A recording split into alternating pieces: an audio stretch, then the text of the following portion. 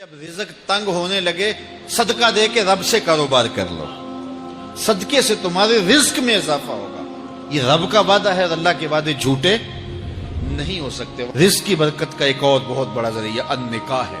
فرمایا اگر تم نکاح کرو گے، تم فقیر ہو وہ تمہیں غنی کر دے گا۔ لوگ کہتے ہیں بچہ پیروں پہ کھڑا ہو لے تو پھر نکاح کریں گے۔ اللہ کہتا ہے تم نکاح کرو، ہم پیروں پہ کھڑا کر دیں گے۔ ہمارا فلسفہ اپنا ہے، اس کا حکم اپنا ہے۔ وہ کہتا ہے ابھی تو یہ اپنے لیے نہیں کماتا، تو جو آئے گی اس کو کہاں سے کھلائے گا؟ میاں جس نے آنا ہے اس نے اپنا رزق لے کے آنا ہے۔ تو بچوں کی شادیاں کرو، اگر وہ جوان ہو گئے رزق نصیب ہوگا۔ اپنے اہل خانہ کو نماز کے حکم دینے سے رزق بڑھتا ہے، کیونکہ جو صبح کا وقت ہوتا ہے یہ رزق کے بٹنے کا وقت ہوتا ہے، اور جس گھر میں صبح کے وقت لوگ سوئے ہوئے ہوتے ہیں وہاں بے برکتیاں ہوتی ہیں۔ تو طلوع فجر سے لے کر کے طلوع آفتاب تک اپنی اولاد کو، بیوی کو، بچوں کو نہ سونے دیں۔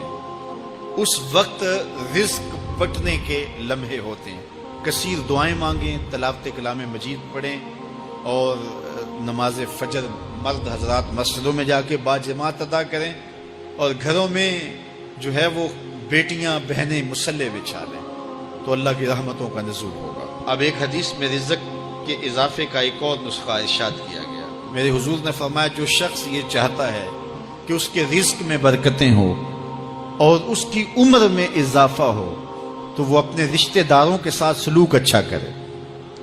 رشتہ داروں کے ساتھ اگر اچھا سلوک کرو گے تو پھر تمہارے رزق میں برکت ہو۔ غریب ہیں تو ان کی مدد کرو، ان کی بیٹیوں کی شادیاں اپنے ذمے لے لو اگر اللہ نے آپ کو وسعت دی ہے، ان کی پریشانیاں بانٹ لو، ان کا قرضہ ہے تو اتارنے کی کوشش کرو، ان کو مشکلات سے نکالنے کی کوشش کرو۔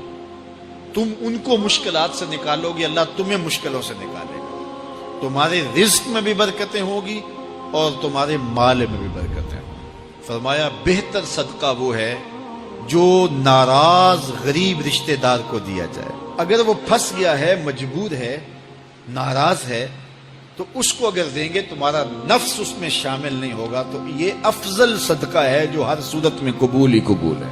رزق کے اضافے کا ایک اور سبب الاحسان الی الضعفاء، جو کمزور لوگ ہیں ان کے ساتھ اس نے سلوک کرنا۔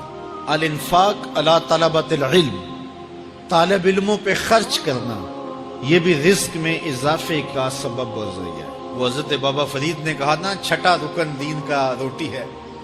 گھر میں کچھ نہ ہو تو پھر نہ نماز اور نہ ہی دیگر امور کی لذت آتی ہے، تو یہ رزق فراواں اور وسیع اور مبارک نصیب کر دے اللہ۔ تو اس کے لیے ایک اور وظیفہ میں دیتا ہوں، اور وہ یہ کہ مغرب کے بعد 21 مرتبہ سورۃ الکوثر پڑھ لیں، کثرت ہو جائے گی انشاءاللہ۔ اول خدوشی پڑھ لیں، 5-7 منٹ لگتے ہوں گے، تو سورہ کوثر 21 مرتبہ روزانہ مغرب کی نماز کے بعد پڑھیں۔